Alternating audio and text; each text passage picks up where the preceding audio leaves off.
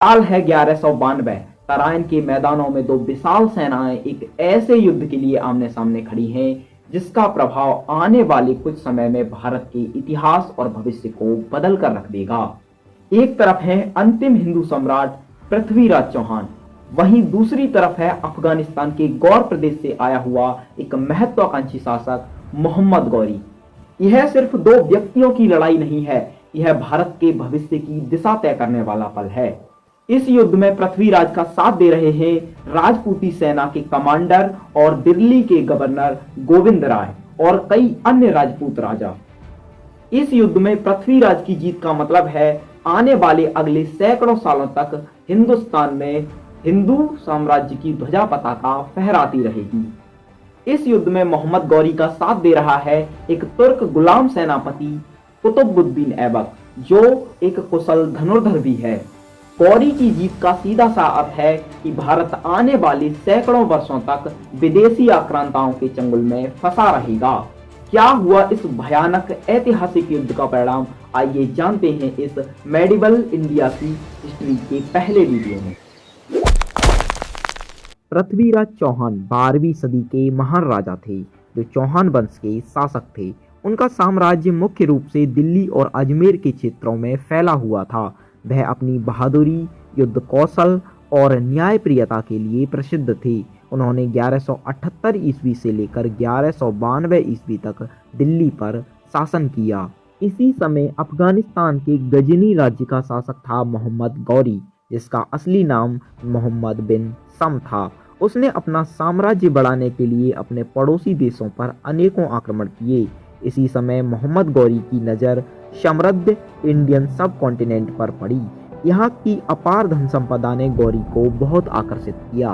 मोहम्मद गौरी ने इंडियन सब कॉन्टिनेंट पर पहला आक्रमण 1175 ईस्वी में तत्कालीन पश्चिमी भारत के राज्य मुल्तान पर किया और उसे मोहम्मद गौरी ने अपने नियंत्रण में ले लिया। 1178 ईस्वी में गौरी ने पश्चिमी भारत के गुजरात में प्रवेश किया।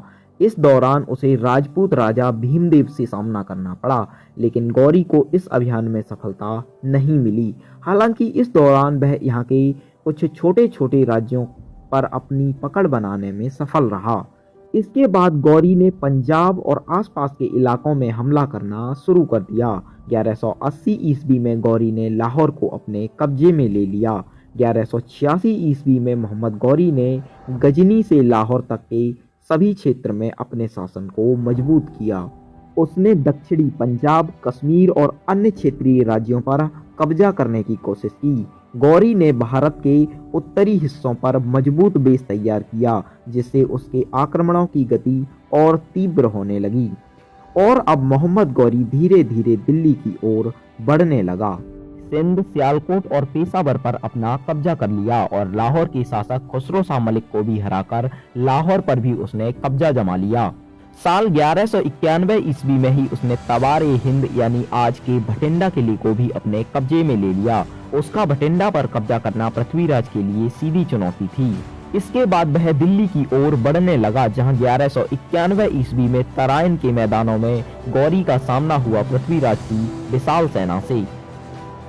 इस युद्ध में दोनों सेनाओं की अपनी अपनी विशेषताएं थीं। गौरी की सेना के पास धनुर्धर घुड़सवार थे, जबकि पृथ्वीराज की सेना के पास मुख्य रूप से पैदल सेना थी, लेकिन उनके साथ हाथियों की शक्ति थी और वे आमने सामने की लड़ाई में बेहद माहिर थे। युद्ध की शुरुआत में मोहम्मद गौरी की सेना ने अपनी सबसे बड़ी ताकत का इस्तेमाल किया और उसके घुड़सवारों ने पैदल सेना पर तीर बरसाने प्रारंभ कर दिए। इसके बावजूद चौहानों की सेना ने हाथियों की सेना के साथ एक भयानक हमला किया और गौरी की सेना को तहस नहस कर दिया। इससे गौरी की सेना में भगदड़ मच गई। अपने सैनिकों का हौसला बढ़ाने के लिए गौरी भी मैदान में उतर आया और उसका सामना राजपूत सेना के कमांडर और दिल्ली के गवर्नर गोविंद राय से हुआ। गौरी ने उन पर भाले से हमला किया, लेकिन उन्होंने बचाव करते हुए गौरी पर हमला करके उसे घायल कर दिया। वह बेहोश हो गया, लेकिन उसके एक सैनिक ने उसे वहां से निकालकर उसकी जान बचाई। गौरी के मैदान से जाते ही सेना में भगदड़ मच गई। पृथ्वीराज की सेना ने वापस से तवार हिंद को जीत लिया, लेकिन गौरी का पीछा नहीं किया। क्योंकि राजपूत अपनी शान के चलते भागते हुए दुश्मन पर पीछे से हमला नहीं किया करते थे और इसी का खामियाजा 1992 की जंग में पृथ्वीराज को उठाना पड़ा।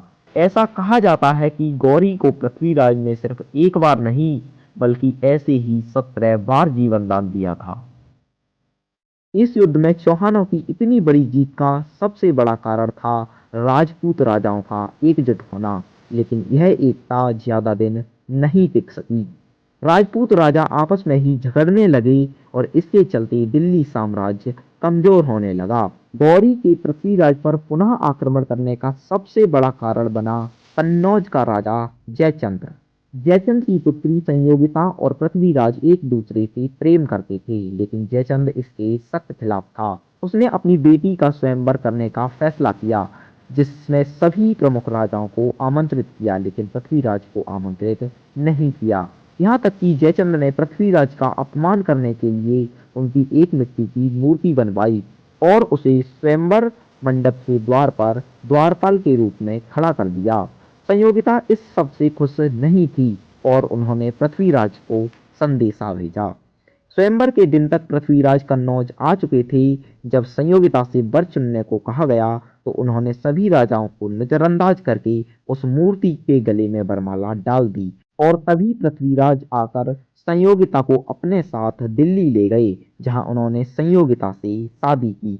जयचंद इस अपमान को सहन नहीं कर सका और पृथ्वीराज से और ज्यादा नफरत करने लगा और इसी के चलते जयचंद ने गौरी को पत्र भेजकर दिल्ली पर आक्रमण करने के लिए आमंत्रित किया और उसे युद्ध में हर संभव सहायता देने का वादा भी किया। इसी के चलते एक बार फिर से गौरी ने 1192 ईस्वी में दिल्ली पर पुनः आक्रमण किया। 1192 ईस्वी में एक बार फिर से गौरी और पृथ्वीराज की सेना तराइन के मैदानों में आमने सामने खड़ी थी, लेकिन इस बार गौरी पहले की अपेक्षा अधिक कुशल, एडवांस और शक्तिशाली था और पृथ्वीराज चौहान पहले की तुलना में बहुत कमजोर थे। इस युद्ध का परिणाम वही हुआ जो नहीं होना चाहिए था। पृथ्वीराज की पराजय हुई और उन्हें बंदी बना लिया गया। यहाँ इतिहासकारों का अलग अलग विचार है। कुछ का मानना है कि पृथ्वीराज चौहान को तभी मार दिया गया, जबकि कुछ का मानना है कि गौरी उन्हें अपने साथ गजनी ले गया।